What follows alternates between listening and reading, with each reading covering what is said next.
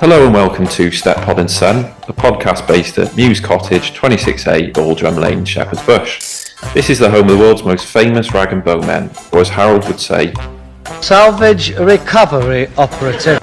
My name is Darren. And I'm his co-host Si, also known as Two of the Three Comedians podcast that we co-host along with the amazing Tom from One Foot in the Podcast. You might also know me from Don't Forget Your Goodbye Gherkins, the Men Behaving Badly rewatch podcast, all things MBB related. I've also been previously a guest on the Jolly Boys podcast, all things Only Fools and Horses. As you've guessed it, our favourite sitcom is Steptoe and Son. The show ran for 8 series on BBC from 1962 to 1974 and even spawned 2 feature films. Such was the series' popularity in the mid-1960s that the cast specially recorded several episodes for BBC Radio. In the year 2000, the show was ranked number 44 on the 100 greatest British television programmes compiled by the British Film Institute. The 2001 Channel 4 poll, Albert was ranked 39th on their list of 100 greatest TV characters. We plan to review episodes, chat to fans of the show, and maybe even chuck in the odd quiz. We hope you enjoy listening. Please check out the pod on Spotify, Insta, Twitter, and all other platforms. Series 4 today, aren't we? Hopefully, forgot it. Yeah, right. Series 4. Obviously the last series for 5 years. Bit of a time jump before they come back. Yeah, I didn't realise that because I was on looking at the date because this one, the first one I'm going to review is The Siege of Steptoe Street, which is October the 25th, 1965. That's right. And then I had a look at the next series, which is obviously Series 5, and it's what, 1970? 1970, yeah. So probably, let's say they filmed it 69 or early 70, it's still getting on 5 years, isn't it? 4 or 5 years between episodes, or series, can you imagine that these days? I suppose they kind of thought it was done. Maybe they thought that was it, like it had run its course. And there's a little bit in the Robert Ross book about it, isn't there? About how I was going to say that. Yeah, I think they were talking about they were going to finish after Series 4 because they didn't want it to go on too long and they wanted to keep the ideas fresh and not let it get stale. Ironically, they did another 4 series and 2 films. Well, this is it, isn't it? Yeah, and some might say, it came back as maybe commercially stronger than ever. Like popularity wise, I think it really hit its stride. We've sort of lauded up these episodes, haven't we? These early series, I think they're just as strong, if not better, than some of the later ones. But there's a lot to love in the later ones. It becomes a little bit pantomimish, but it's just great entertainment, isn't it? Especially the colour ones. They've sort of perfected what is funny about each character, and they just turn up the volume on that, don't they? Really. But I meant to ask you: have you noticed on YouTube some very clever chap or lady, chapess, has gone back and colorized a lot of the black and white episodes? I did see some of them. I didn't realize really they'd cool. done many, but I'd seen 1 or 2. No, no. This is it. Obviously someone's got a bit of spare time, but fair play to them. But I can remember when it's probably about late 2000. Well, it must have been 2006-7.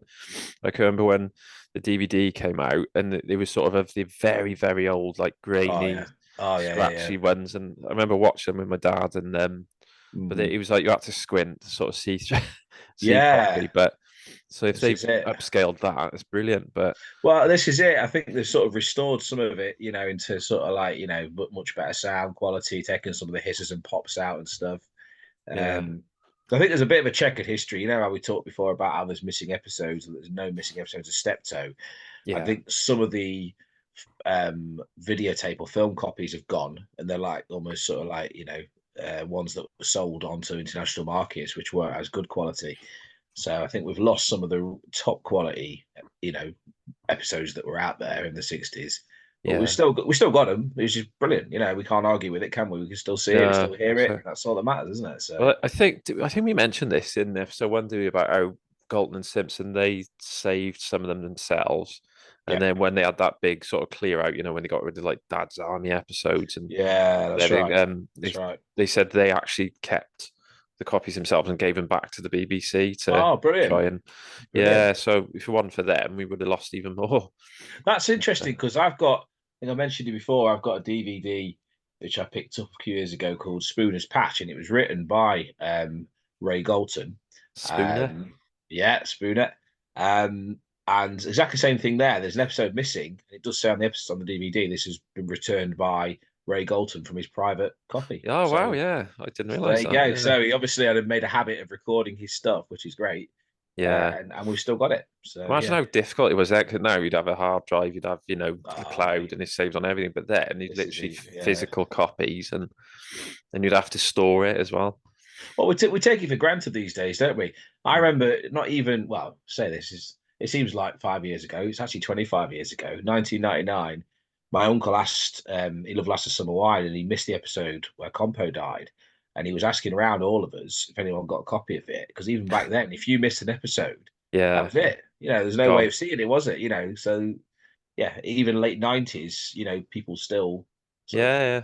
had Well, to rely on videos, but like with Only Fools when they did the final three. What was that? 2001. 2003. That's right. Yeah, yeah.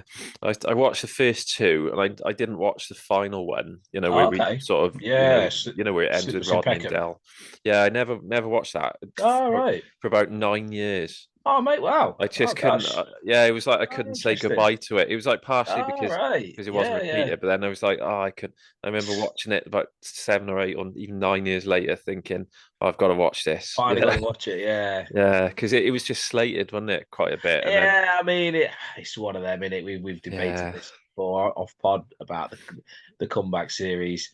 Funnily enough, I think I bought it on video straight after it came out. I watched it and then got it on video. It was just a habit of just, it's what I did.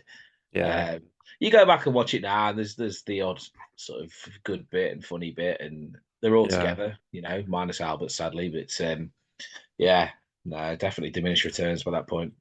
yeah. Go. Right, I was having a little look in the Robert Ross book that we bring up. We should be on commission. We Uh, should, we should, Mr. Ross, wherever you are. so yeah, so around about this time. So this is 1965, but Yep. between series 3 and 4, there's a lot going on, sort of outside of the Steptoe Yeah. series. And they were saying that because there was large gaps between filming, they'd film it over a couple of weeks and then they'd sort of show it either Right. later that year or the next Yeah.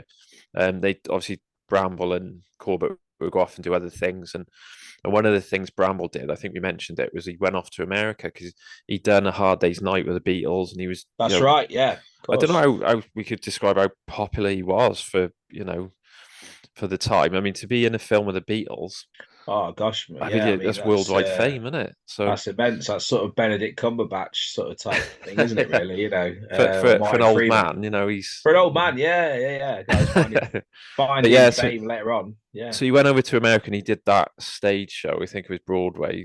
that's right. Kelly, I think it was called, and that was a massive flop, wasn't it? That Yeah. sort of failed after his first night. But they'd Galton and Simpson actually written him out. Right. And they'd come up with an idea of what would happen. They were going to do another series, but it was going to involve sort of Harold being I think he's at the graveside.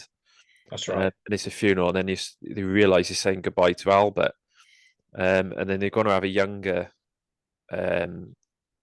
actor, Right. sort of just turning up, and he was going to be Harold's long lost son. So it was going to be Steptoe and Son all over again.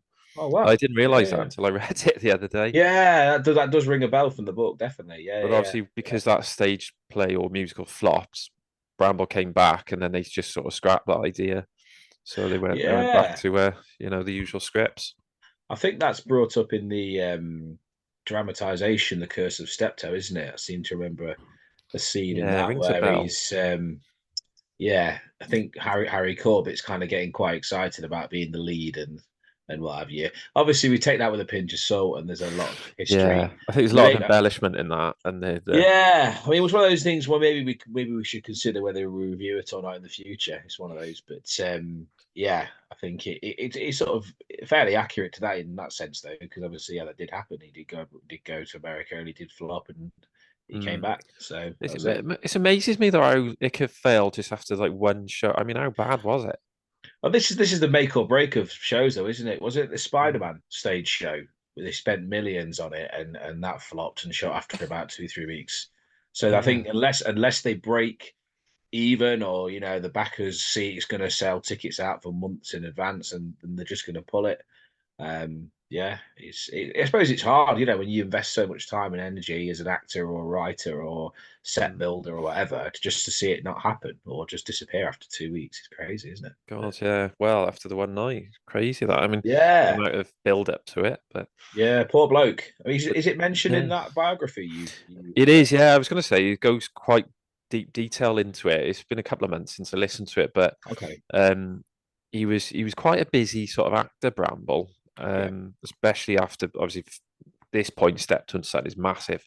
yeah. By the time they get to the fourth series.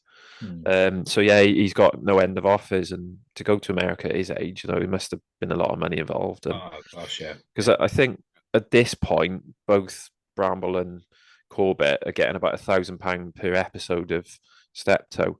So I Wow. don't know what's the equivalent of that today. Oh gosh, let's have a look. Yeah, that's Over to you, Si. That's your. oh gosh.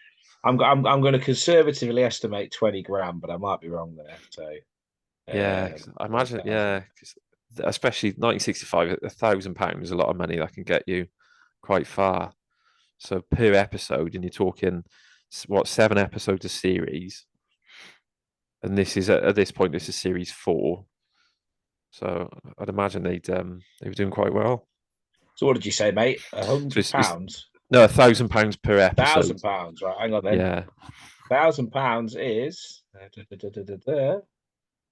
yeah, 24,000. There you go. So I wasn't far Ah, off. Yeah, good 24 maths.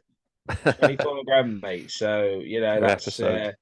that's like a starting salary for police or teacher or a Yeah. nurse.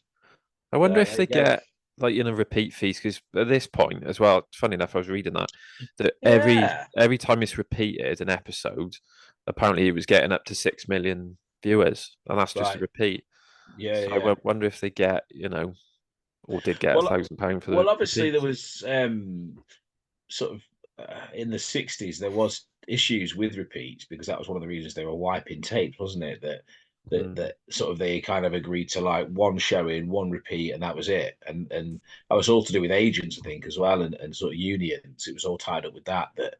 Um, I think it was the fear that it was going to put people out of work. That if they could just repeat TV shows, there would be no new TV shows. So it was that kind of like, well, no, we want to keep actors working. So yeah, I think it sort of cut off the nose to spite the face to some degree. But yeah, I think later on in the 70s, when sort of the repeat fees came in, that was obviously a nice little earner for them, Yeah, without a doubt. Bunsen burner.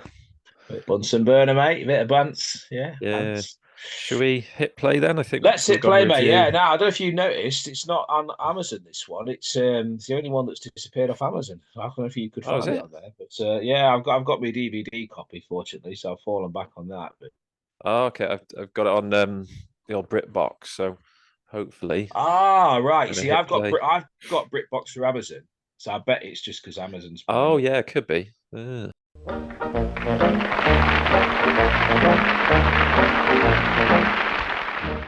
So you're starting off. He's not actually coming home from the rounds. That's what normally happens, isn't No, yeah, we're it? sort of this is like a later series type trope of them two debating something. Something's already going on, and they're debating. It looks pretty serious, doesn't it? Old man's looking Very. a little bit shifty. Um, Yeah, you got. Arrow's got a face like thunder. He's glaring at the old man, isn't he? He's not happy. Have Yeah. you noticed the old man's hair? What's going on there? Is it different or Gosh, is it me? yeah. It looks a little bit sort of has he got like a bit of highlight? Is it highlights or is it the way the studio lights on it? I can't tell. It could be. It just looks different to how it It normally does look does. different, doesn't it? Yeah. But I But I mean, that think, might be one of these things, this is a few years in now, so I suppose, yeah, different maybe different hairstylist across the series. I think he looks younger now than he did in series 1. He does, doesn't he? Yeah, yeah, yeah. Yeah. He definitely looks healthier than he did in the bath episode. It's Oh God, yeah. With the pickled onions up his gosh, bracket, up his Aris. up my Aris. Yeah. So I So think they're looking at bills, are they? yeah, so they're going through all these bills that have been coming in. It's obviously yeah, payment time or overdue payment time. Um, I do like those spikes. That's like an old-fashioned thing, isn't it? To put your bills on a spike. Yeah, that's a Rodney thing as well, isn't it? Do you remember that when Yeah, yeah, yeah. Rodney goes it alone? It only That's falls and right. he's got like a spike. That's it, isn't it? Yeah, yeah, yeah. I seem to remember Arkwright putting a pair of tights through a spike once in Open All Hours. Gregor Granville. So yeah, so obviously it's clear that the old man's been spend, and yeah, it's not looking good. That's a lot of money spent at the chemist, isn't it? Yes, £29 in 4 months. I mean, yeah, gosh, so that must be getting on for £100 in today's money. I like the old man's explanation for it. it's toilet rolls. A sick man, Harold. Yeah, so am I. Sick of all this. Sick of flogging myself to death on a cart while you go flinging it round like Gulbenkian with a brainstorm. Well, it's not all mine. Hey, look at this. Italian aftershave lotion. 007 after bath body rub. Dr. Wilberforce's hormone hair restorer. Blue Ice Friction scalp conditioner. Essence of lavender hair lotion. Russian lime and leather soap tablets. Every time you walk out of here on a Saturday night, you go out smelling like an Algerian brothel. Well, he's going to get it back in a minute. I'm sure he says something about James Bond bath salts or something, doesn't he? Or something like that. Yeah, that's it. This is another one where the old man's saying about his vitamin pills and all this. And yeah, in other episodes, he always says he's fit as a fiddle and, he's as fit as a day he joined the army because his uniform still fits him. Which we'll see in the next episode we're going to review. Here we go, 007 after bath rub. Yeah. Dr. Wilberforce's hormone hair restorer. Gosh. With the hair, because I'm sure I read in the book that Corbett is wearing a wig in the later series. Yeah, I think so. Is that true? Yeah. It looks like it, doesn't it? It does look very different. It's sort of much bulkier. Here he's got kind of like a sort of James Bond, Sean Connery sort of comb over type thing, but yeah, it's much more of going into a mullet in the later series, isn't it? Yeah, it's like he's huge and like it is. He's got huge chops as well, hasn't he? The huge sort of sideburns, sort of Bradley Wiggins going on, hasn't he? But yeah, obviously, kind of all very relevant things at the time they're talking about here. Yeah, Raymond Navarro is size. No, I don't. No, go on and enlighten me, Gaza. I have no idea. Oh, right. Yeah, no. Actually, I think because the old man just said if you put a bit of brilliantine in your hair, they thought you were Raymond Navarro, so you must have been a pin-up at the time. Yeah. I think we're too young. Probably, yeah. I wonder what the old man was like when he was younger, because he comes up with so many different stories, doesn't he? Well, we know he had a fling over in France, didn't he? And he's sort of fathered somebody who's obviously their granddaughter ends up in. Oh, another link to Uncle Albert. He had a bit of a Trottersville. Yes. France, didn't he? Yeah, that's right. Of course, yeah. Here we are. Raymond Navarro. He was a sex symbol. As a Latin lover. Oh Christ! So there you go. Yeah. Died in '68, so he was still around when this episode was out. He was murdered. Crikey, blimey! Oh, good God! Gosh, yeah, that's quite heavy going. Anyway, we digress. Yeah. Solving murders now. Yeah. So I think they've gone past the chemist, but they've gone to the butcher's bill. So yeah, we've just arrived at the butcher's bill. On mine. So we've got grouse, fillet steak, escallops of veal. Oof. Gosh, sounds how the other half do live. Yeah, there you go. Breast of chicken and half a pound of sausage meat. Oh, and there we go. He's found his pig's trotter. Where's that butcher's bill? Grouse? I don't even know what a grouse looks like. Yeah, Harold just said I was unaware we were running the Savoy grill. Yeah. Well, let them eat cake. I never get that line. I never understand what that means. No, I think it's a reference to is it Victorian England at the time? I think it was. Right. Was it one of the bourgeoisie used to say, "Let the proles eat cake" or something? Or okay, mate. Oh, yeah. I think it was a Yeah. bit. It's like a derogatory term, but I don't. I might have got Right. it wrong, but No, no, I no. don't really Sounds get about it. right. Sounds about right. That. Yeah, yeah. But yeah, I think I was going to say there's no vegan in them days. No, Trotter. this is pure meat in it. Yeah, no substitutes. So yeah, it's clear that well, Harold thinks that the butcher is Adam had the pants down and charged him far too much. But it's obviously too late to query it because it was probably a while ago. And now they're onto the news agents, aren't they? Talking about Harold's been buying up the Economist or something. Yeah, I think he's a bit of a. I think he buys the Financial Times and likes to keep That's his right. finger on the pulse of his finances. But again, he's just rag and bone man reading the Financial Times. This is it. Juxtaposition there, isn't it? Yeah. We are in stuck. There, that's a Del Boy term, isn't it? Del Boyism. Deep stuck, Rodney. So yeah, this is interesting because it is the Steptoes falling on real hard times, and it's often hinted at, isn't it? But this really sort of goes to town with how much they owe and how they're going to kind of how they're going to get out of this hole they're in. It's we'll see it in future episodes, won't we? But one of the first time it's explored. Yeah, it's either that or the house is falling apart and they've got to spend Yeah, money on it. And that's it, isn't it? Yeah. So you either have episodes of Steptoe where they're sort of trying to better themselves or trying to basically just get back to the status quo and kind of get yeah, back to sort of solvency. So yeah, it's trying to break interesting, isn't it? even. Yeah, that's it. That's it. One of the I meant to say as well, around about this time they made the American Pilot. Oh, okay. Um, Yeah, but yeah. the mad thing is, Sanford and Son started in So 1972, right. but they made the pilot 7 years before. Oh, interesting. Yeah, I did a little sort of Google of it. The actors they picked were Aldo Ray and Right. Lee Tracy. Okay. Apparently, huge Hollywood actors at the time. Okay. But the pilot never saw the light of day. They made it. They kept a lot of similar things, like they were still father and son. They still had a horse, but it Yeah, was yeah. based in Chicago. Oh, okay. Yeah, yeah. Yeah, and in the book it quotes, I think it's Galton saying that he was strange hearing "you dirty old man" with a Bronx accent.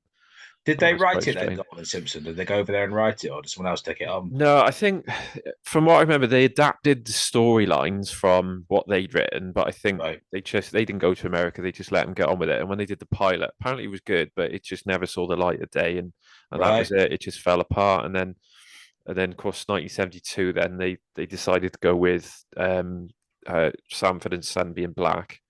Right. So they went with that. But I just thought it was strange that there was like a 7 year gap. Yeah, that is unusual, isn't it? Because usually something either's made or not, and that's it, And then, but the fact, I suppose it kind of came back and it was popular, and then they took another look at it, didn't they? And thought, oh, maybe Yeah. we try this again with a different angle. But then it's like I suppose all the time you have hundreds of pilots made, I suppose comedy it's true, and mate. Or didn't they try an American Red Dwarf? I think that oh sort of didn't god, get yeah, that didn't get anywhere, did it? it was god awful. No, well, funny enough, Yeah, when we were doing the Three Caminos, a mate of mine, Tony, said he wanted to come on and review, American versions of right, British shows, and Red Dwarf was the first one he mentioned because it was right. just so god awful. Yeah, yeah. He still had Robert Llewellyn. That's He right. And was yeah, in it. I knew Crichton went over and did it, didn't he? But yeah. Yeah, but no, it's like they tried to do an in between this. I mean, Oh, just that was doesn't awful. work. That was awful. They made a series of that, didn't they? It Did went to they? series. Yeah, it went to series. It Good just didn't God. work. It just did not. It just missed the whole point of what it was all about, wasn't it? Really. Yeah. Yeah. So Harold's found his school report, hasn't he? Which the Albert's been keeping stashed somewhere, and it's an interesting little break from the sort of anger he's got. He's sort of turning quite poignant, isn't it? Really. Yeah, whenever he refers to his school days, it's always quite sad, isn't it? Like they couldn't It afford. is. I think all he could afford was the cap of the uniform, wasn't That's it? it. And he's Yeah. like, what does he say about him? He doesn't try hard enough, or he was held back, and Harold's a he's worrying child or something, isn't it? Yeah. So yeah, like he sort of doesn't seem to grasp anything that's taught him. Um, I suppose he can pin a lot of his frustrations on not getting out and not escaping on that he didn't have a He didn't have a great schooling, and the old man took him out, and then didn't put him back in. He sent him out to work, didn't he? Yeah, that was it. He said he took me out of school, but you never put me back. should have sent me to another one. Yeah. I think one of the headmaster didn't like Harold because the old man, he was didn't he go around with like a Hitler moustache or something? He did, yeah. Or a Charlie Chaplin moustache. I can't remember whether it was in this episode or a future one where they say something like, "This is the man whose father had to hand in his ARP because he was stealing lead off the roof, wasn't he, or something?" That's it, yeah. So we've just come to a bit now. So we've got a man in a bowler hat knocking the door. Is that an old-fashioned bailiff? Is it? Yeah, I think he's bailiff. Delivering the summons. That's it. He's Buchanan or Bucking Fishman. He's trying to hand the summons to the old man, but he's getting nowhere.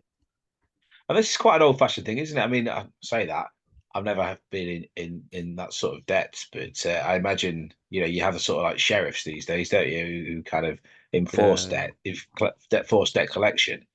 I suppose it's still quite similar now. People do kind of have summons and do have repayment letters sent to them, don't they? But he's clever, the old man, because I don't know if he's still the case now, but you have to hand it to the person. You put it in their hand, and then the summons is deemed to have been served. Whereas Albert, he's just saying, "No, I'm not Steptoe. Go away." He's not accepting it. Yeah, that's it. Well, there we go. Yeah, Harold's actually said that the siege has started. Here we go. The siege has Steptoe. Who is it, Dad? The bloke with the summons. I'll accept it. I'm not going to. I'll stick it through the letterbox. You can stick it up your kilt for all I care. Well, I've done my job. I've delivered it. Oh, no, you haven't. A summons is not deemed to have been delivered until it's been placed into the hands of the recipient. And we ain't taking it. Good morning. Now, this is all very convenient that, the guys happen to turn up just as they were looking through the, it hasn't been like a day apart or something. But that's, the time. That's one of those storytelling things we have to forgive, isn't it? So. Yeah, it's like when they talk about the electric going off, and it goes off as they're talking about it. Yeah, sitting it. Yeah. I love that shot there where they show through the letterbox and you see cool, isn't it? bailiff in the back. That's a brilliant shot, that. Brilliant. Yeah. And he's whacking the chair with a dust, I don't know what you call that. A dust whacker or something like that. Yeah, that's it. Yeah. He's now been joined by a few others who here to serve their summons. The vultures is gathering. I like it when they work together now. I know it's in adversity, but they both sort of on each other's side now. Yeah, this is it, isn't it? On each other. Yeah, it's quite heartwarming in a way, isn't it? It's they prove they can put aside their differences. And then Harold going into a bit of fancy there about sort of I think he does this more in the later episodes, doesn't he? He goes on these flights of fancies, and it's like the later episodes, some of them last 2 or 3 minutes. Yeah, no, definitely. So Albert now is going to go get all the food and put it on the table just to see how long they can last. If you notice there, mate, there's a set of golf clubs by the door. Were you asking about golf? Whether they play golf? I think one of the questions. Didn't we bring that? Yeah, because Harold sees it as if you play golf, you can do all your business deals on the course. He sees it as like another step up. Yeah. So I think, especially in them days, golfing was a upper class. Oh yeah, definitely. Working class men, wouldn't be playing golf. No. So I think he tries to join the golf course, doesn't they? When the golf club when they try and move. That's right. Yeah, that's it. Yeah, of course. So what have they got? Two tins. So it's a tin. Is it a tin of asparagus tips? I think, and then snails. Yeah, snails and asparagus. That I don't know about you, mate. I don't. In either of them, I would eat, even if I was desperate. I think. No. Yeah. I just take my chances. In a tin as well, so it's not even fresh. Or gosh. He didn't even say about the sell-by date. No. Old Stacey the butcher now. He's just Stacey. Now I looked him up. Now actually, I didn't realise he's been in several things that we probably know. He was in Rising Damp. Was he? He played the father. Oh, he was the father. Yeah. Of the weighted sword stick. That's it. The young lovers.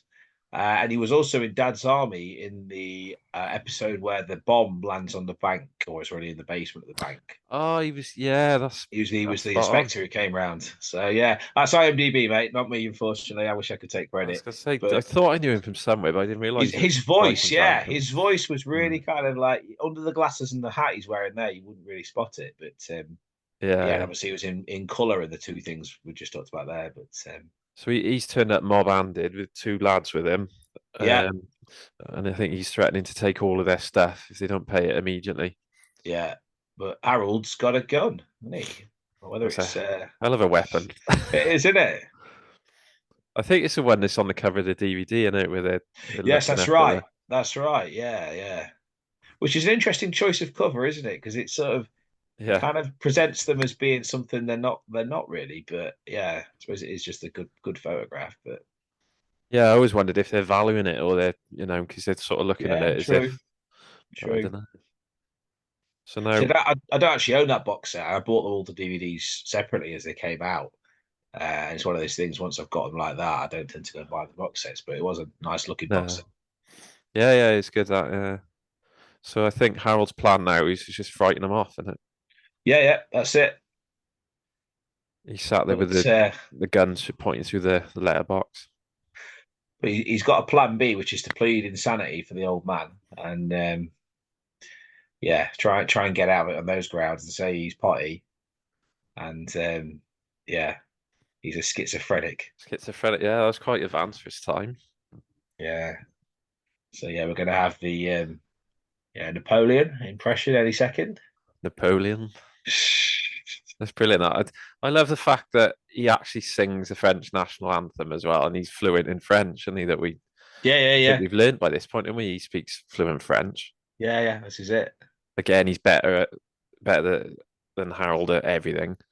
And one of his languages, isn't it? Here he goes. À les enfants de la patrie. He's actually singing the full French national anthem. Oh wow, there you go. Mon General, do you wish to talk with the Anglais charcutier? Say something in French. Nah, don't be daft. Go on. Vive la France! À les enfants de la patrie, le jour de gloire est arrivé. Go, keep it going. He's got the prop. That's it. Hat on. Send him out. And he's saluting. He's got his hand on his heart. And he looks truly deranged, though, doesn't he? Like the face is funny. He looks wild. You wouldn't sort of, I don't know. You wouldn't take a chance with him. You think? No, not with Harold behind with the shotgun. No, this is it. Yeah. So yeah, he's a proper siege now. These guys are going to camp in. But yeah, I don't know if that was normal for the actual butcher to come down and serve the writ, but yeah, I suppose because they owed him that much. Yeah.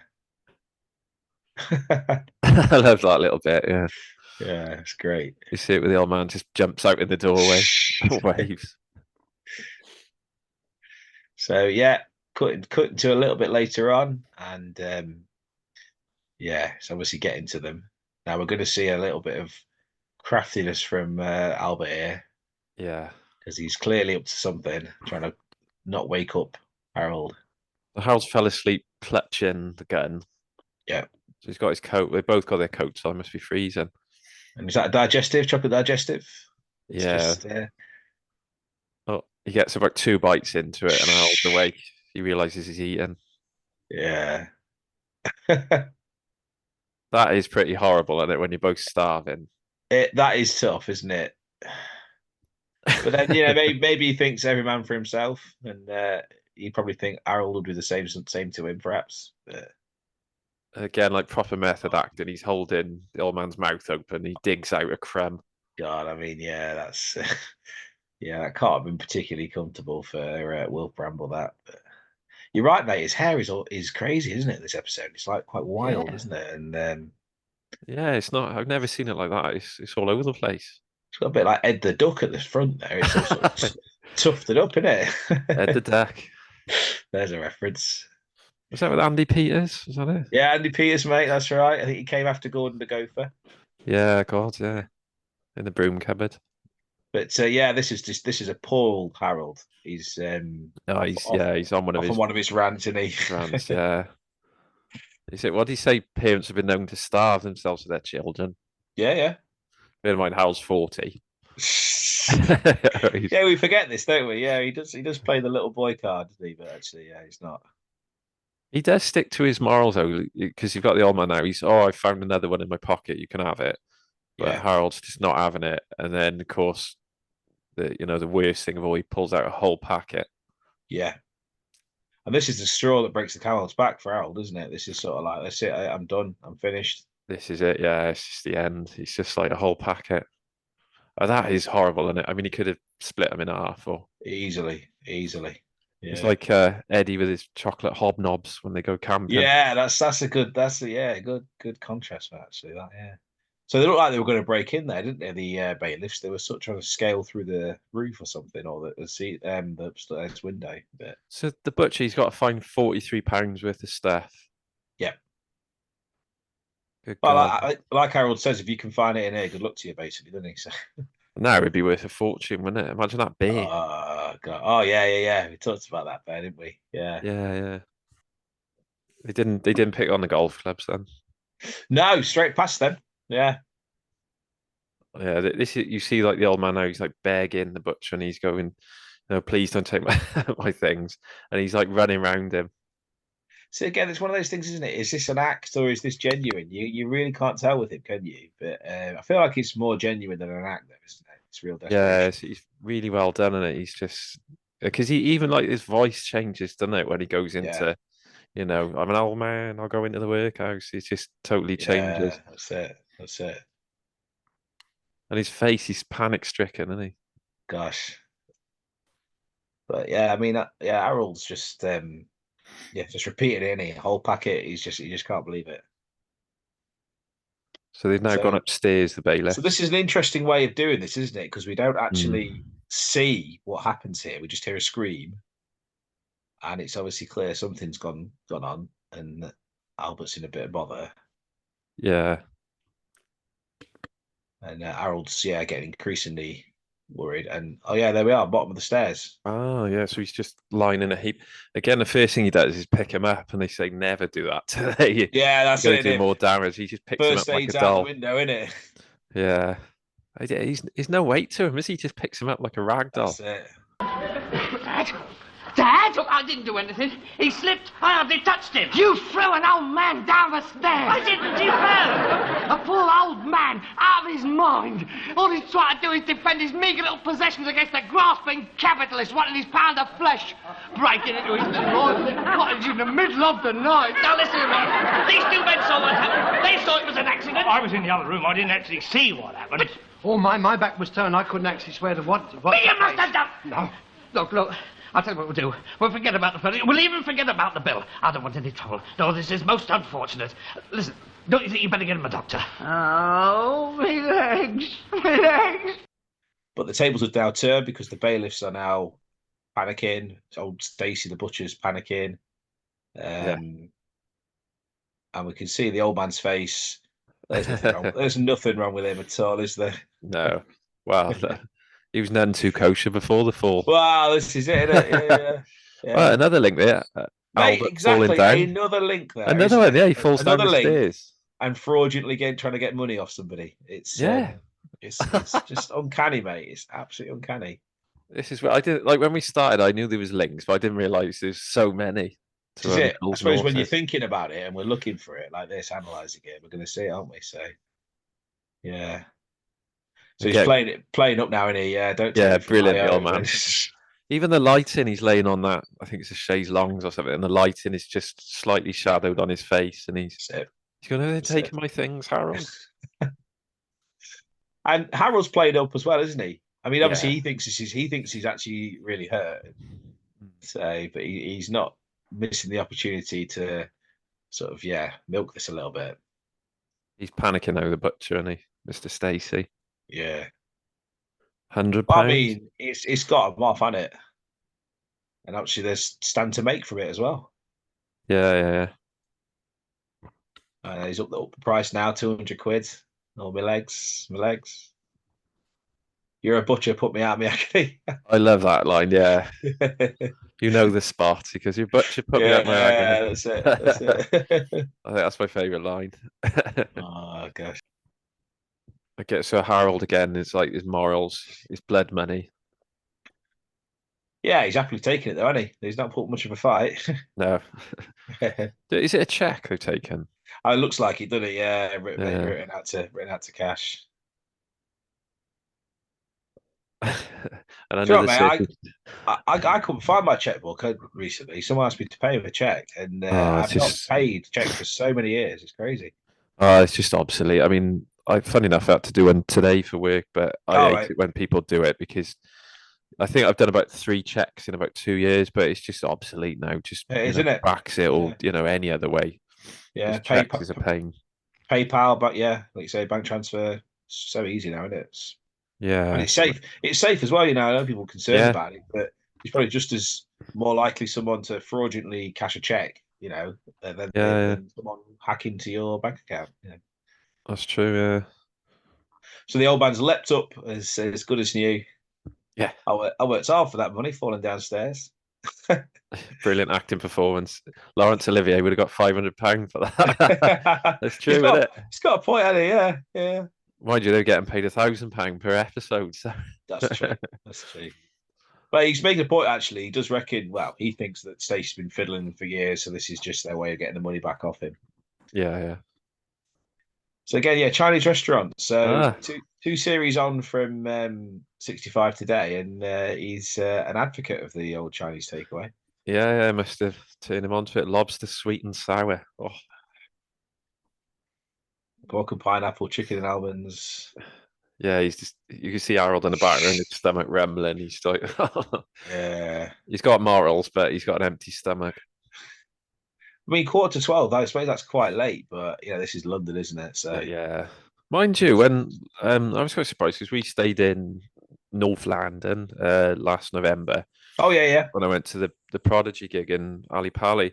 Oh And yeah, we came nice. back and we got back about 11:30, and right opposite the hotel there was a KFC, and I thought, we're starving, we'll get some. Yeah, nice. But it'd been long shut. It was shut about Oh half mate, 10 really? onwards. Yeah, it Oh was. gosh, wow. Yeah, I was amazed. I That's was like, surprising, this is isn't it? London. Yeah.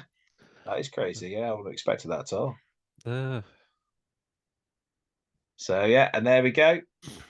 yeah. It's quite a short episode, that one. It was It is. It's sort of 29 minutes. yeah, just sort of quite a simple premise. They owe some money. Some bailiffs come around, take the money, try to get the money off him.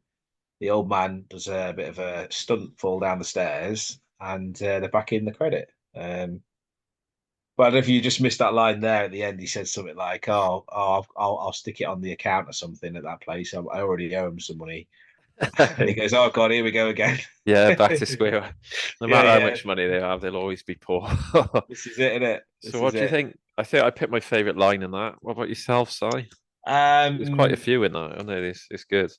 Yeah, there's some great ones. You're a Probably butcher. probably You just know a the bit. spot. That's probably just the Napoleon impression. Vive France. Yeah, very very good. But yeah, I just that Stacey character just good, great. Really well played. I thought sort of just on the right side of a capitalist who's after his blood money, but then obviously having to grovel and getting conned in the end. But so one of those things, because they're our heroes, aren't they, Harold and Albert? We don't really care too much, as long as they come out all right at the end. It's So I yeah, we're suppose quite you happy. could argue, couldn't you? Like they've got themselves in debt, Yeah, so they need to true, pay it. true. But again, they're sort of punching up in a way, and then they're working class trying to better Yeah, themselves.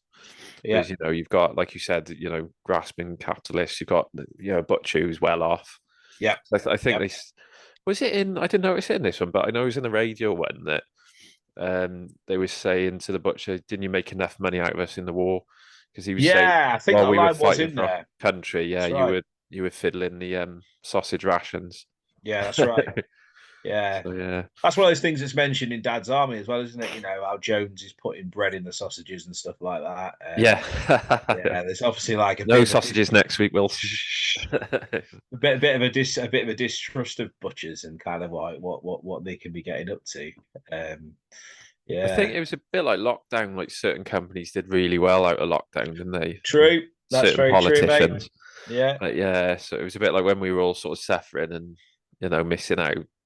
I don't think you should be profiting Well, off I a mean, time yeah, like you that. had like what was his name, Matt Hancock's mate setting Oh up a God. PPE company in the pub, and Well, it you is. know, just like handing It over was, contracts to him and stuff. was it his It's obviously, brother-in-law? Yeah, I yeah. think he passed a massive contract to his brother-in-law. Oh, mate, And it's that's a like, horrible oh, it just story, really, but it's horrendous, isn't it? How people just profit boils your off. blood. Yeah. Does absolutely. Rating out of 10 for that one, mate.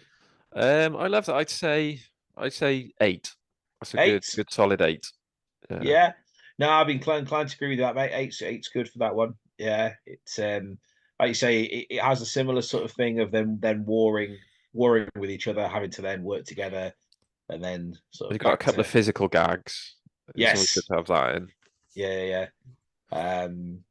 Yeah, no, it's just one of those ones that I've watched plenty of times and just always enjoyed it. It's got, like I say, simple plot line and some really funny bits in it. So yeah, Yeah, it's funny, like with our rating, I've noticed, like, as we're now 4 series, that I was having a look on IMDb, and the 2 episodes we picked from almost every series have been the highest rated ones on IMDb, that's which is interesting. quite strange. I know, like series 2 and 3, we literally picked the 2 highest rated ones. I would not have known that, mate. But there you go. Yeah, it's quite. I just having a look because some of them they're sort of rated like 7.8, 8.2, and we always Yeah. go for the like we haven't picked one that's the lowest rated. Not that any of them are rated low, but I thought it's just quite strange.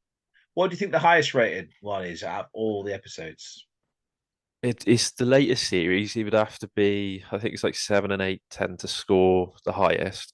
I think Right. because they're in color and they're sort Yeah. of more for gags. But we'll have to have a review of that at the end when we sort of see which is the Yeah. highest rated.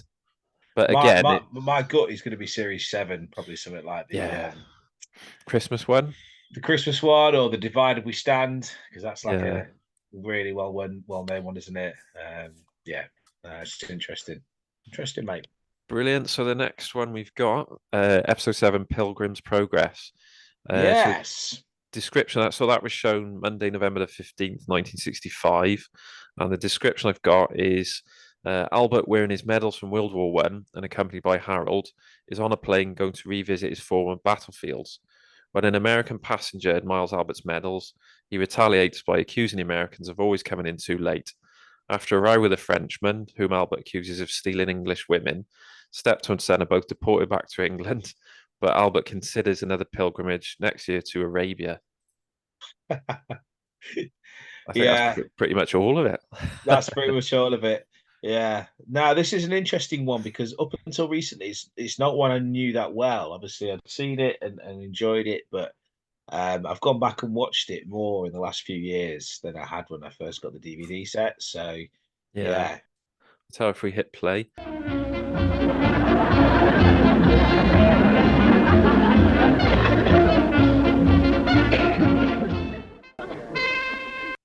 Yeah, I think this is one I think the older generation, especially anyone who's in the military, I think they love this one because the opening scenes you've got Albert putting on his his uniform, his military uniform, and he's yeah, like so proud that he served, and he's got all these stories. yeah, But again, because we find out later, the stereotype with the Americans, the French, which mostly was spot on, to be honest. Yeah, we've got the opening scenes of the old man, and then we've got Harold coming home. So Harold's, yeah, I love that. You see the sort of background of Hammersmith back in the day. Yeah, it's different street to what we normally see, isn't it? It's It just is, yeah, sort of a little bit Dad's Army-esque, this, isn't it? In of wearing course, the sort yeah, of he's Labour singing. It's a armours. long way to Tipperary, and we've got the beer in the background. Yeah, I think so. And Aaron's waving his bayonet around like Jones. How has he kept that? Yeah, you'd thought this sort of like, the army would have recalled that, wouldn't they? But Yeah, I love the fact that he's the same size now as he was when he was what 16 when they fitted him with that uniform 50 odd years ago. fits really well, doesn't it? Yeah. So Harold's just arrived back. Yeah, He comes back pretending to be German. that's right. So he's playing up to him here a little bit, isn't he? Yeah. Now he puts the voice on here. Now this was a little bit lost on me. I'm not a massive historian. I don't know whether this was something that was on the wireless or the king said or the prime minister said. It seems to be like he's reciting something, isn't it? But Yeah, what he's doing, I think he's being the upper class what they told because First World War they sent all young lads to fight, didn't they? that's right, yeah. But they weren't. They were always working class. And then the sort of the richer ones or the officer class. This is what they told them when the war was over. They said if you go home, you'll have work, you'll have homes. Of course, they didn't, and they ended up striking, like he says, in 1926. But yeah. I think again, it's like it's quite a somber thing to put in a comedy because it's all the millions that died. Yeah, no, absolutely. So not to get on a downer, mate, but no. And also the fact, the First World War is kind of probably less talked about than the Second World War. Second World War sort of gets all the kind of like, tropes and sort of references in comedies and dramas. But yeah, First World War was brutal stuff. That was Wasn't it? horrific. I mean, I don't think it was the worst war in human history. I mean, it says then Harold. He says, "Well, they got me in the second lot." Yeah, so that's right. Yeah, it shows every generation. This sort of a war and again political comment. No, that's it. That's it. But the old man reacted quite nastily to him, didn't he? Really, he sort of like obviously hit a nerve with him, didn't he? When he was sort of Mickey taking. Yeah. Because I think he's like Harold's meaning it as a knock on the ruling class and how they send That's it. Yeah.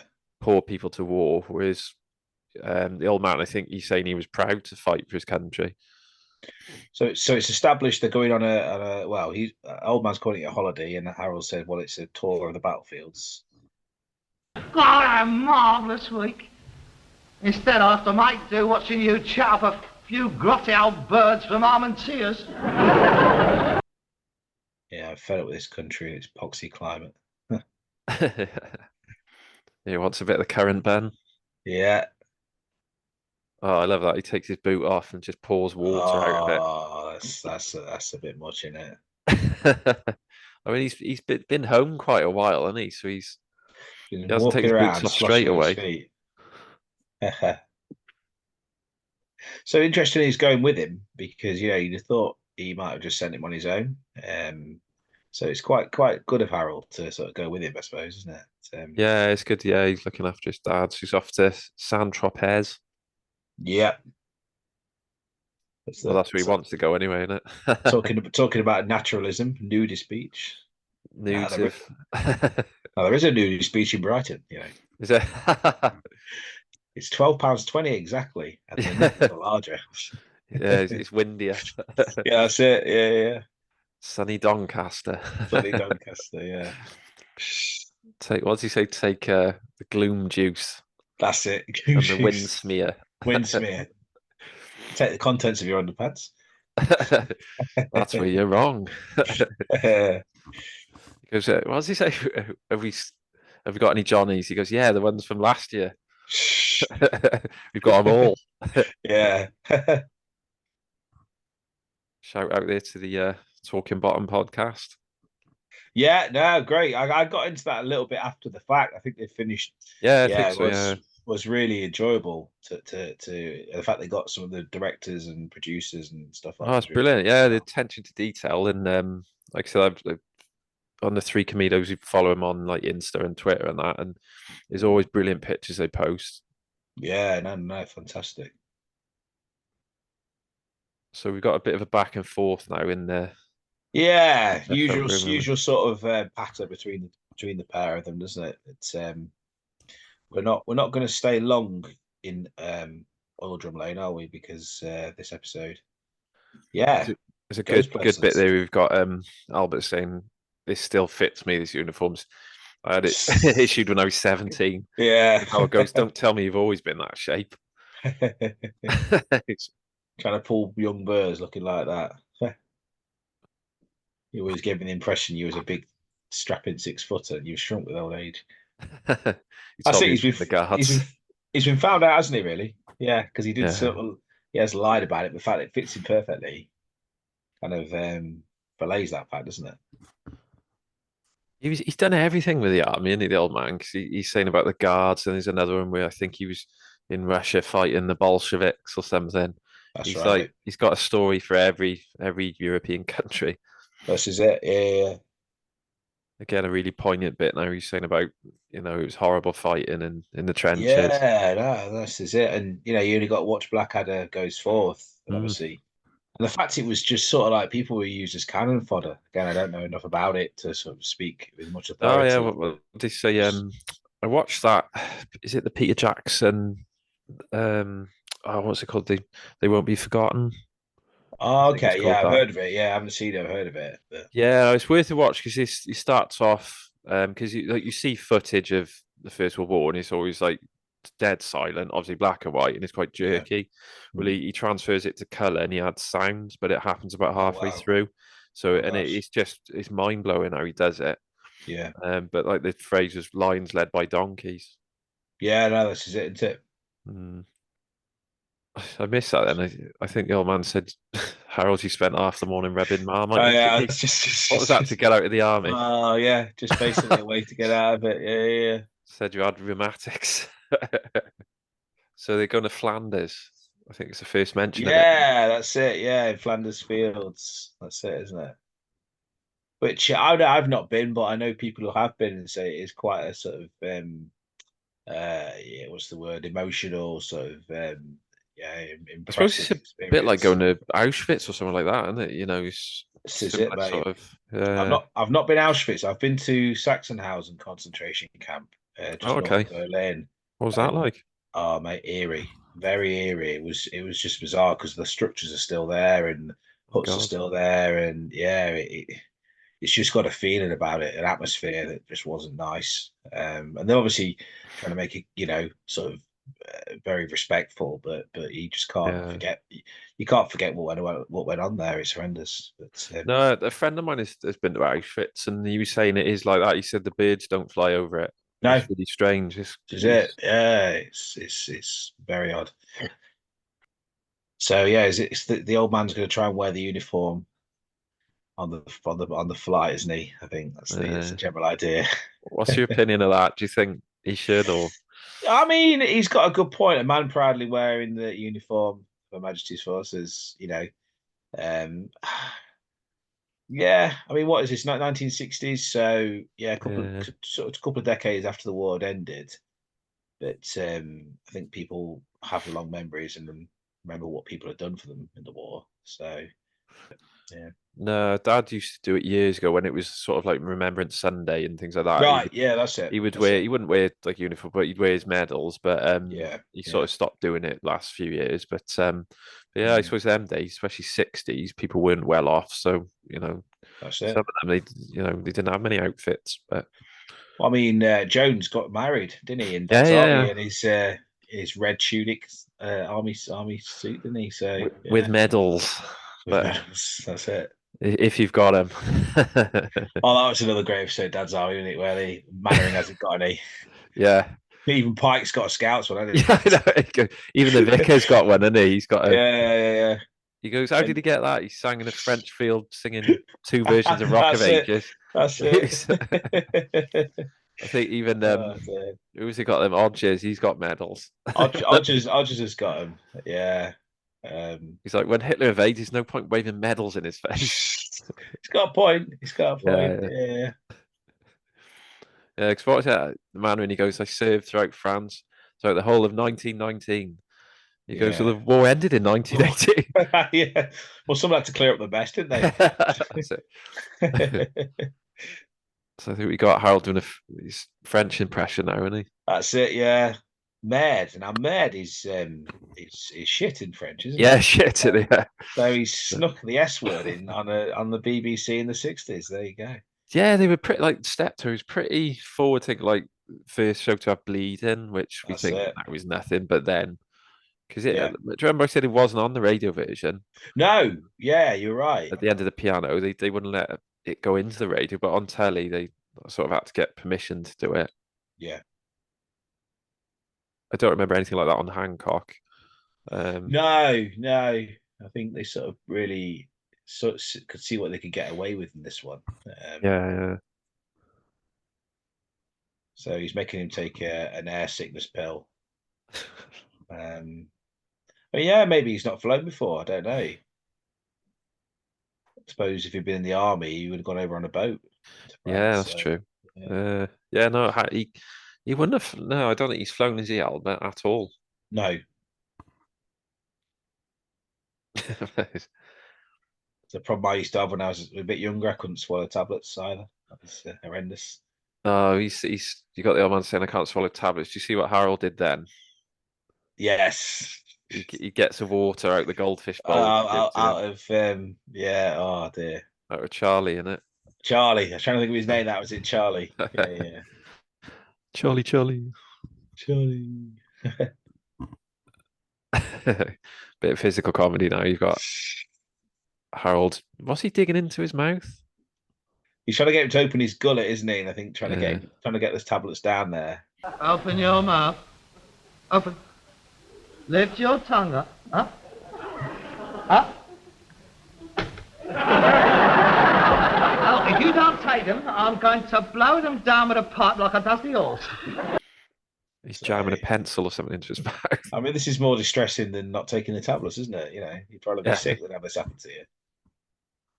I wonder in like rehearsals how sort of real into it they went. Did they do that in rehearsals, or did they just say, Yeah, "Oh, you that do. bit's You done"? do wonder. I suppose. Yeah, for it to work, you've got to go through it, haven't you? You've got to try it out. So yeah. What's Yeah, that behind them? Have you noticed that behind them? It looks like a garden ornament. It's like a yeah, person with the holding something up. I've never noticed that before. it's like a statue of a woman, isn't it? Yeah, gosh. I bet the props department just went round maybe scrapyards and just bought up whatever they could find each week. And Oh, we said before, didn't we? The props department are brilliant in this. yeah. Amazing. And very similar in the Trotter's Flat, because obviously Trotter's Flat, I think even between episodes you have different yeah. It's all props garden in there, don't furniture you? and That's those it. aqua nibbo pens and. That's it, isn't it? So Yeah. where have we cut to now? We're outside of. It's just an airport, so I love is it the motorway they show and you see an advert above the flyover saying Rothman's King Size, Rothmans back in the days when people could advertise cigarettes. like So with who's snooker, giving- wasn't it, with Embassy?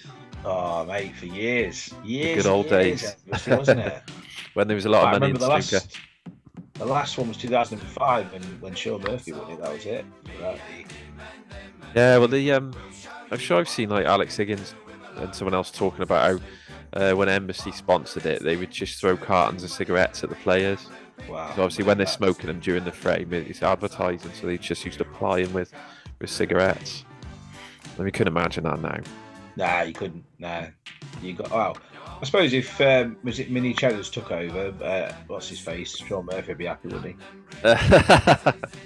There's that clip of him, isn't there? Sat in the dressing room eating the Mini Cheddars. Yeah, Mini Cheddars. Yeah. So I love this bit. So we're at they're boarding the plane. Board the plane, yeah.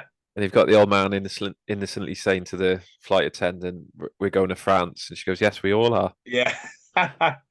he's trying to set him up with Harold to say, "My son, he's 38. Look at him." Yeah. Yeah, he's not bad looking, is he? But then the next bit, I like Harold. He goes, "I'm not a prize bull to be mated off." Can do my own pulling.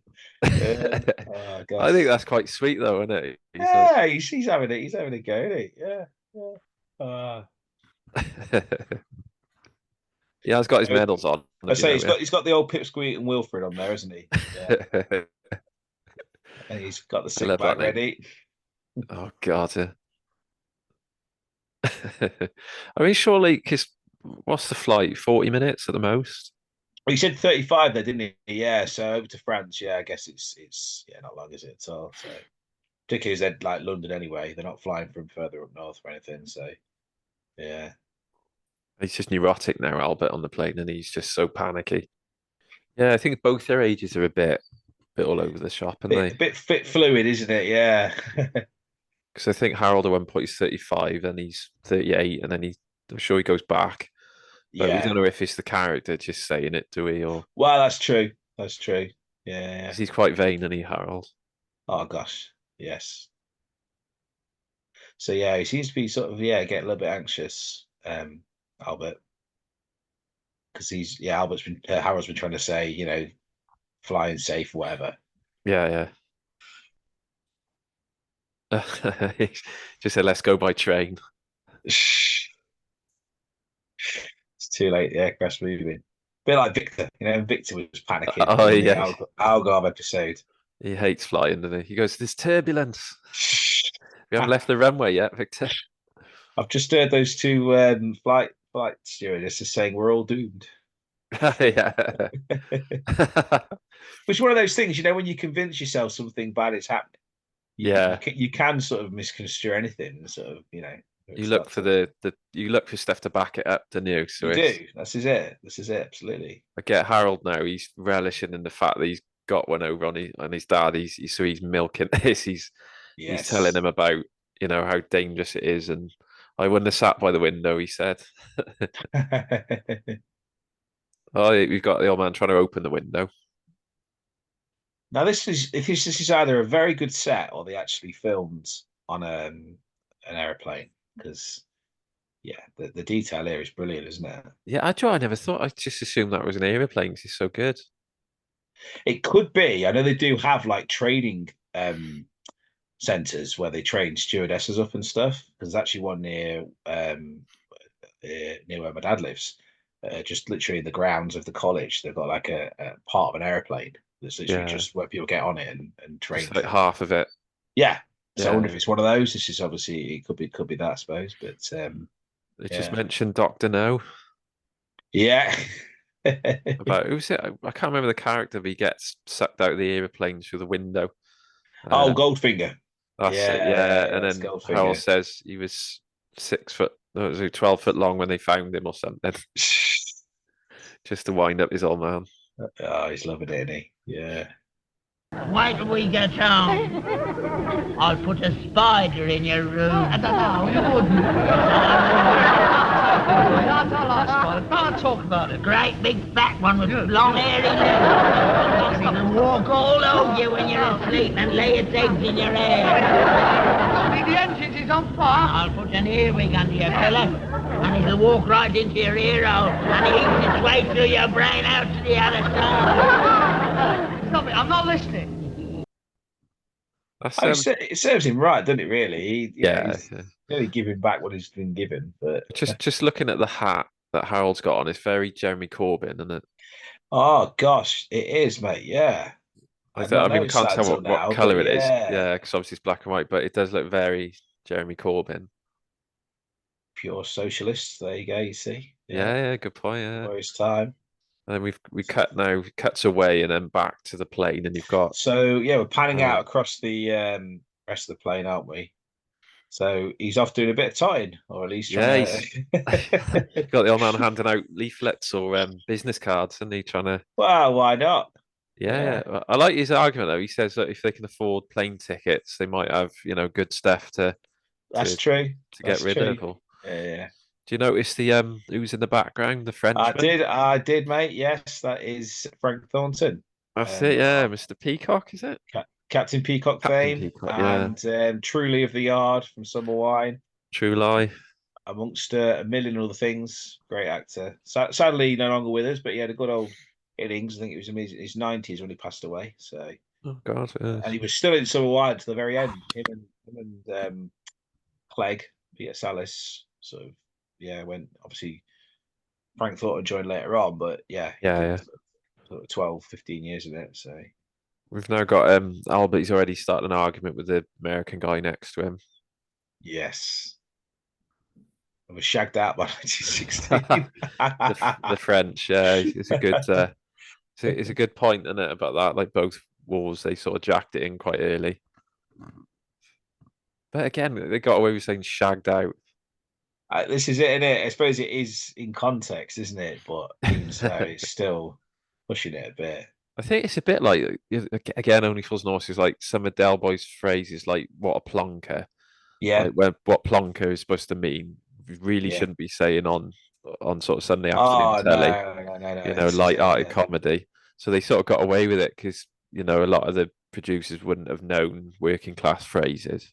No, So we've got a three-way argument on the go now with France, yeah, he's causing England, and America. a diplomatic incident in the midair, hasn't he? He's done well. Yeah. I like the way he describes Dunkirk. Albert says it's a strategic withdrawal. Yeah. Again, that's my sort. I know the bare bones of Dunkirk, but I don't know much about it. So Yeah, it was. Oh, I don't know. The American now he's bringing up the War of Independence, Bunker Hill. gosh. Albert's blaming France. It's brilliant. This. So there's a similar bit in Dad's Army, isn't there, where the Americans come over and Walker's less than impressed, isn't he? Yeah. He's having a sort of dig. You can't sell him anything. No, this is it. Yeah, and they make it back. They come up with a banner, and it ends up being Yanks go home, doesn't it? So Yeah. Because make it snappy, Yanks go up. That's it. In the end, it just says "Hi, buddy." That's it. Yeah. Because "Hi, buddy" is a bit brief. But this bit, I think I'm going to pick as my favourite line is Albert. He goes to the American. He goes, "You doughboys over here taking our women while we were fighting." He goes, "I bet it was you that got at Maud Elliot." He goes, "Who's Maud Elliot?" 19 Bombay Crescent. He goes, "She was my girlfriend." Yeah. She was a tram driver. I like that. A female tram driver. Because that American would have no idea, maybe No. it's you that getting at what he's on about, but some yank rang a bell and forgot to pay for the ride. He goes, "I found her with a bit of chewing gum behind her ear because the Yanks brought over chewing gum, didn't they?" Of course, yeah, that's it. Yeah. But again, Albert flips it now, and he's having a go at the Frenchman, saying about her, there's a lot of English frogs hopping around France. Oh gosh, yeah, really going for it, aren't they? It's fair to Frank Thornton. He's doing well with the French accent here, isn't he? Yeah, it's good. Yeah, he's holding it. So I think he's more or less challenging Albert to a duel now. He wants an apology, doesn't he? Yeah. He won't get it. That's it. Slapping him back the face. No, Snail eating frog. They're fighting now in the aisle. Oh my gosh. Oh, the American comes into it late. He's just bashed Harold with his cap as well. Woman screaming. Yeah, slapping him proper around. Kicking off now. Oh gosh. Oh, there's a German up there. I didn't realise that. There's a German guy in there. No, not me again. Yeah, they can't blame us for it. Yeah. Passengers, please put out their cigarettes and fasten their seatbelts. So you often see like Daily Mail reporting on sort of like a drunk on a EasyJet flight or something like that, or a Ryanair. But this is the time, isn't it? This is the proper brawl in midair. Oh God! And here they are back home. Well, I tell you, they was quick getting it in the paper, weren't they? Harold just walked in with a picture of it on the paper. So they must have landed in Paris and then been turned around and sent straight back. I love a bandage on his head there. There we go. Yeah, I think Harold's got a black eye. Yeah. So 10 minutes at Le Bourget Airport all night in a French Nick and straight back home. My holiday. 10 minutes at Le Bourget Airport all night in a French Nick and deported straight back home. Look at that! How's that for brutality? Talk about the Congo just about to come down on my nut, that truncheon is. I hope it hurt. How he didn't crash, I'll never know. That pilot was magnificent. I mean, the way he controlled the aircraft when we all fell into a cockpit, that was brilliant. You behaved like a madman at the airport. It was ridiculous. Well, I'm not going to stand by any of the British Army insulted.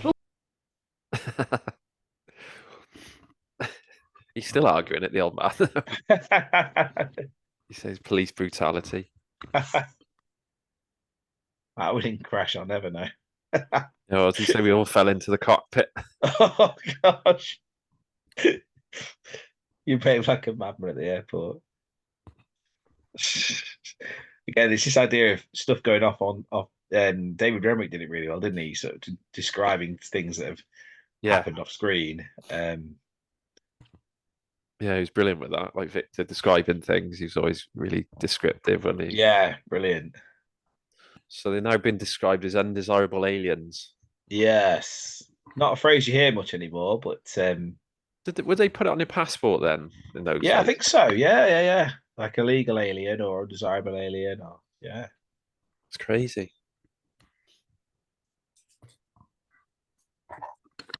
Oh, I've just noticed Harold's got something on his cheek, hasn't he? He's got like a plaster. Yeah, I think he's got a black eye as well, hasn't he? So he's been in the wars. I just love we all fell into the cockpit. Just the image is brilliant. Yeah. What do you say? How the pilot controlled the plane? I don't. Steptoe of Arabia. That's all we need.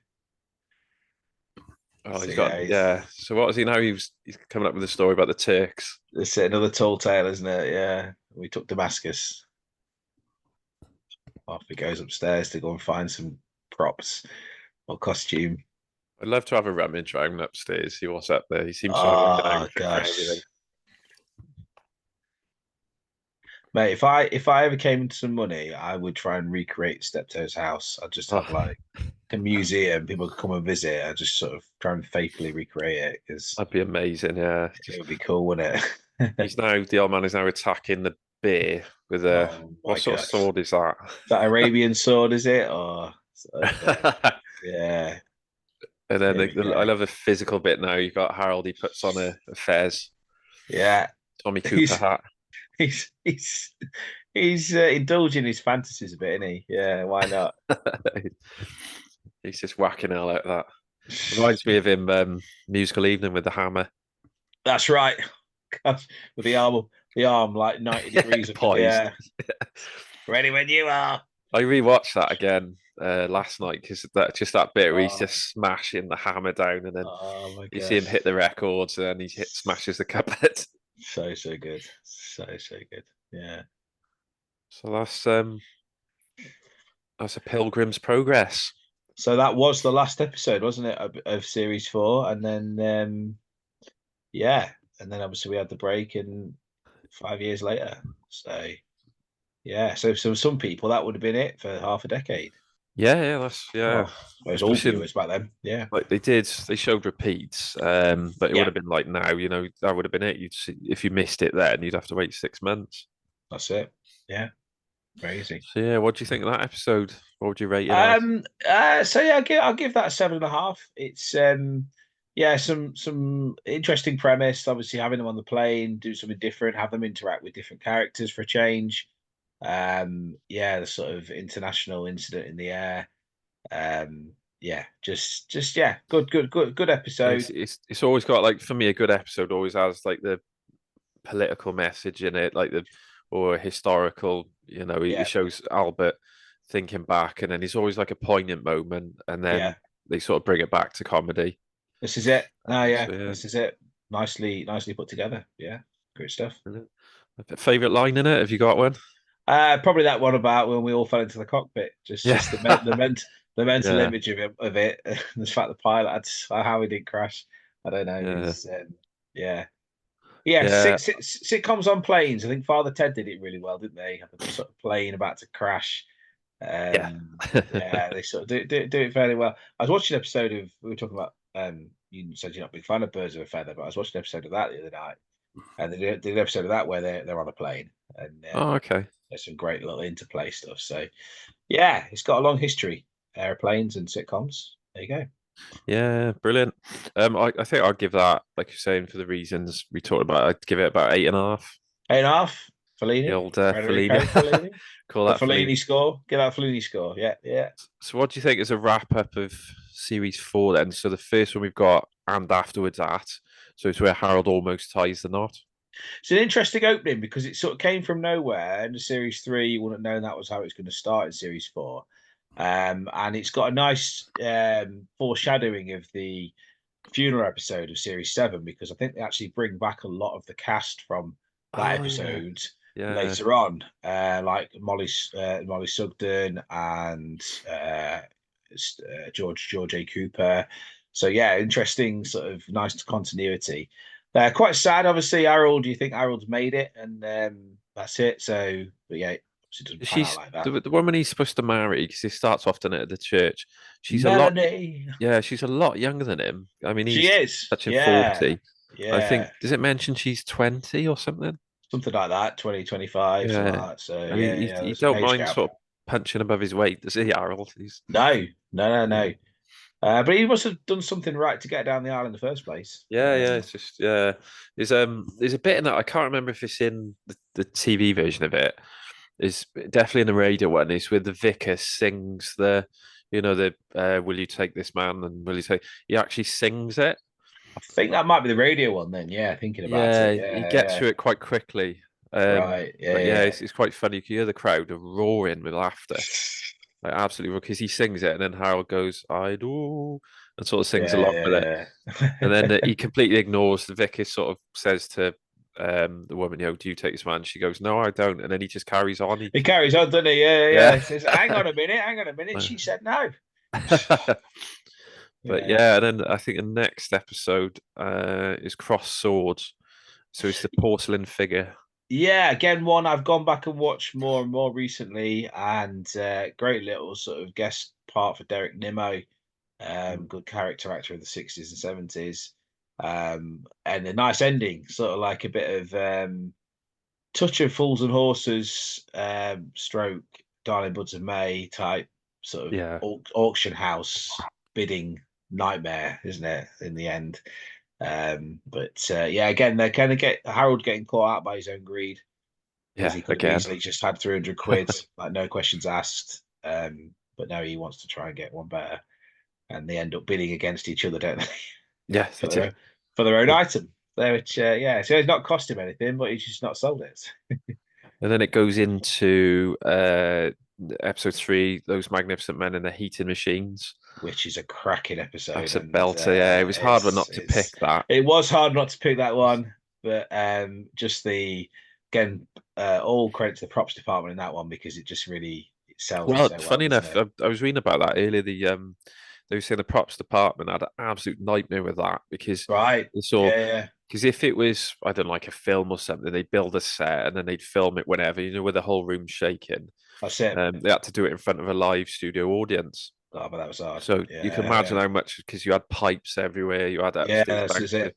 So to get it good, they had a hell of a job. Yeah, but it comes across really well. It does come across. It looks brilliant. And then obviously it goes into next one is Siege of Steptoe Street, which we covered, and then episode 5 of Boxing Town. Yeah, what's your thoughts on that one, mate? Well, it's back to Harold trying to get his end away again, and basically, the Joyce is back, but a different character this time, I think, isn't she? But he gets Boxing Town. He gets like a flat on the top floor of a building. Yeah, literally a box room in it. Yeah, literally. And, he's not there long, is he? But I think Albert has more sort of luck with the women. Well, he's got the place to himself, doesn't he? From the old ladies at the Derby and Joan. That's right, because there's a little scene, isn't there, where Harold's sort of ringing round all these women, and I think one of them, it turns out she's married, and no, I don't want to speak to the husband. Well, most people think his age, late 30s, they are going to be married. And this is it, isn't it? It's like, I'm sure he thinks he's about 19. So good. And then another brilliant episode 6, My Old Man's a Tory. Great episode. Great episode with the return of old Oily. Oily, that was it. Old Oily, yeah. Mate. Turn of old Oily. What do you say? Smoother than horse's ear roll. Horse's ear roll. That's it. Yeah, very, very political. And some nice contrast. A little bit of a background into sort of the psyche of both of them, really, because Harold does really dig into Albert and say, well, how can you be a Tory? Because this is your upbringing, is this, and this. But he says, oh no, I've been a Tory since I was 14, 15 or whatever. So he always says that he goes, I'm no worker. That's it. Yeah. So that is true, but the old man does make a point. He says, "Oh, you want to be careful. We shouldn't be political because we don't want to he said you divide your customers in half, didn't you? That's it. Customer base. Yeah. But then Harold comes up with an idealistic. Well, one day the world we won't care what each other's rubbish is or whatever. So, Yeah, no, yeah, it's brilliant. some And great then lines in the episode. Great lines. oh In the yeah, episode. it's good. Yeah. It's really good that and it goes into the final one, Pilgrim's Progress, that we reviewed. So I guess we should just see. There we go. So I think we've got, unless you want to talk about anything else, we've got the Skinner's Arms quiz for series 4. Skinner's Arms. Let's get down there. Get a pint of. What would you have down at Skinner's Arms? Probably have a Shandy? Guinness. Probably have a Guinness this week, mate. Yeah, yeah. Would you be brave enough to ask for a shandy? Oh no, not down the Skinner's Arms. No, Don't do cocktails. Nah. Obviously. Yeah. I'd have either a Guinness, Maxton Stout, something like that, maybe. Maxton Stout, and I'd have a cigar on the go. Yeah, love a cigar. Yeah, and I'd have. Would they have had Stella in them days? possibly. Would Foreign you, beer. if you after a few, would you try and order a rum and black? Yeah, a bit of bum and wrap. Bum and Or rack. Bucks Fizz. Bucks Fizz, yeah, you're looking nice for that, Michael. Yeah. Yeah, I wonder what the bar lady was like. Do we ever see the Skinner's Arms, like, even in the films? We see the pram parked up outside in the Low Story episode because it's alluded to that he takes him and he leaves him out there, and then they have to sort of get him back home again afterwards. No, sorry, not the pram, the horse and cart. The horse and cart's outside. Yeah, I don't think we see inside it, do we? But yeah, shame really. Shame, yeah. But okay, so I've got. I managed to come up with 10 questions this time. Nice I normally one, get mate. stuck at 8. No, So that sounds good. Question 1. So in episode 1 and afterwards who is the actress that plays the bride's mother? Molly Sugden, isn't it? Yeah, correct, young man. I think we mentioned it earlier. When I heard you say Molly Sugden, I thought, oh, he's got it. No, because just again, I'm a huge Ivy and Surf fan, so anything those guys have been in, I sort of instantly spot them. And interesting because she plays a different character in the funeral episode. I was just say, I love the funeral one. Mother, but obviously sort of saw something in there and thought, we'll have a back for something else. So good character. And then we've got question 2 in Siege of Steptoe Street. Who does Albert portray in order to sound schizophrenic? Napoleon Bonaparte, old Boney. And for a bonus point, can you sing the French national? No, I'm joking. I can hum it. Because Del Boy's doorbell plays it, doesn't it? I think. Oh yes, yeah. Vive la France.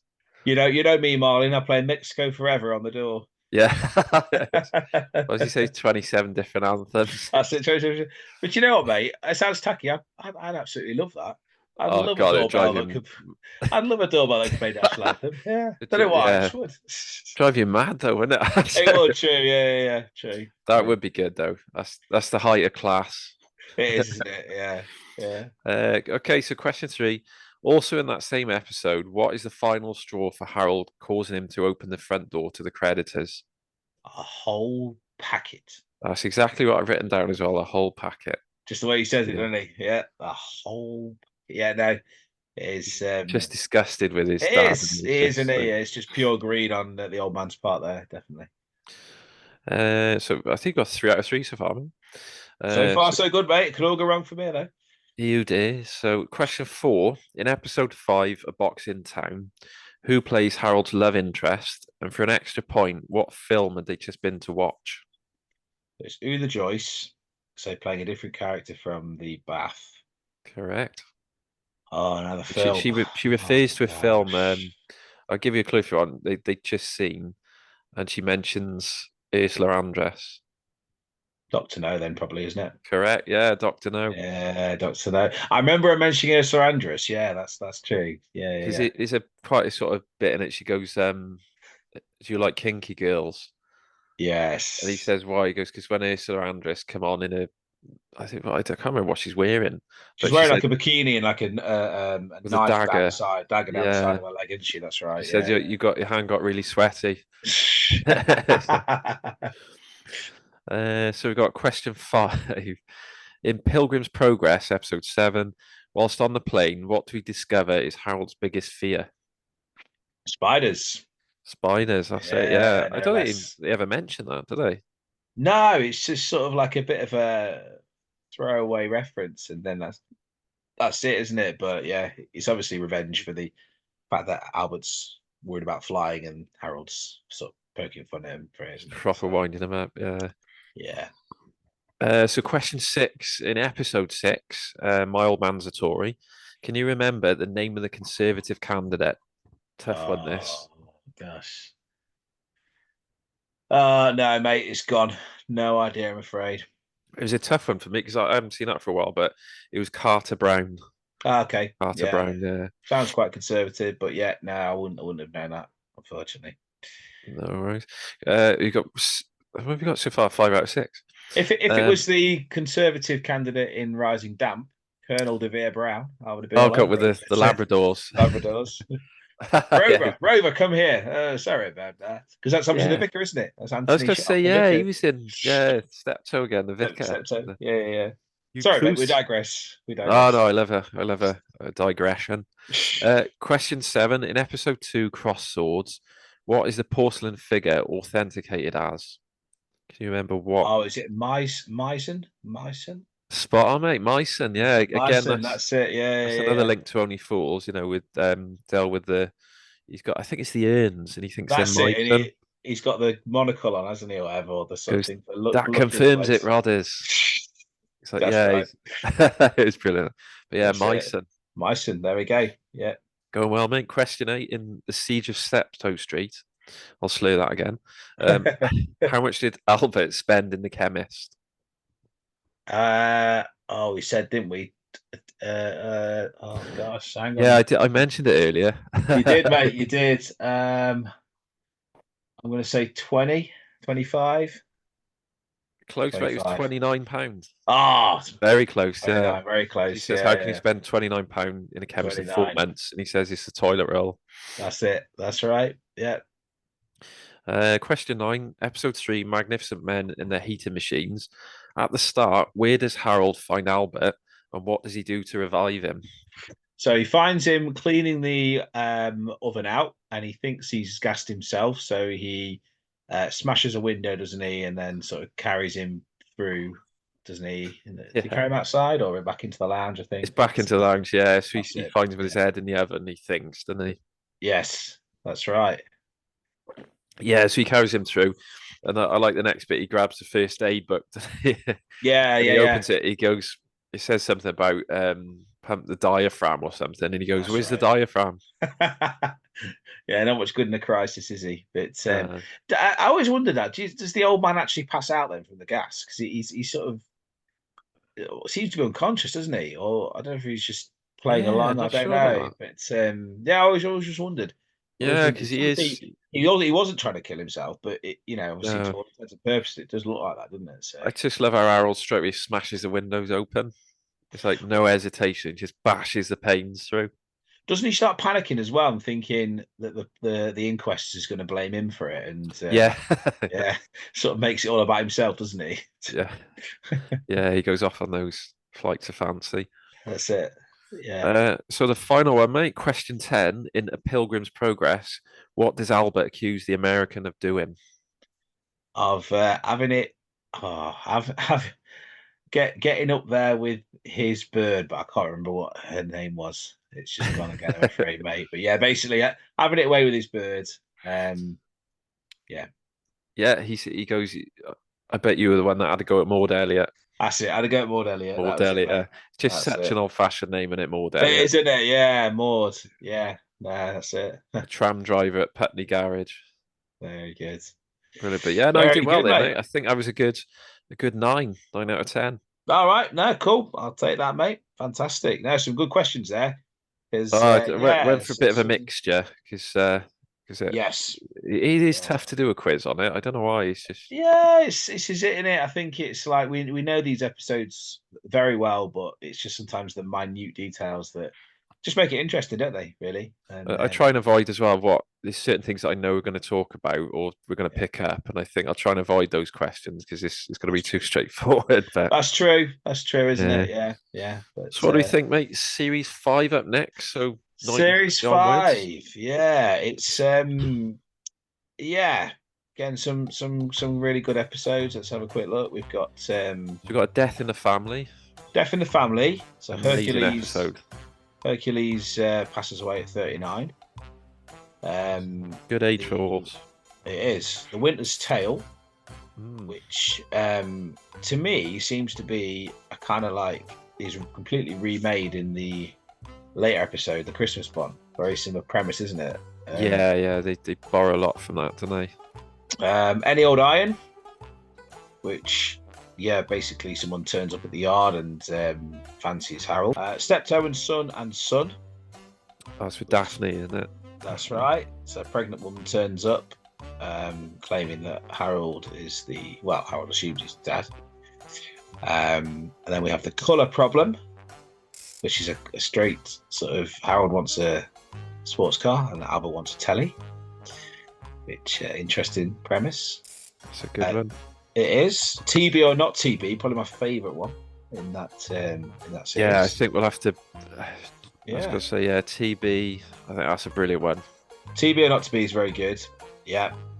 And then Men of Property, which is another great episode. I do love that one. Yeah. So I think. It just shows the strength of it, and that we can't pick two episodes. This is it, mate. I say I'm dreading Series 7 because I don't think you can leave anything behind in Series 7. I think you can do all of Series 7 and really enjoy it. Then we're into the films then, aren't we? So into films, yeah, fantastic. No problem, Si. So I think that's about it from us from 23 Old Drum Lane. Yeah, thanks for listening, and obviously feel free to get in touch. The old socials. On the socials, once we get them up and running, and if you excuse the mess, sorry about the horse. Mind where you step. Brilliant. But no, thanks for listening, everyone. I'll see you next week for Series 5. Series 5, halfway through.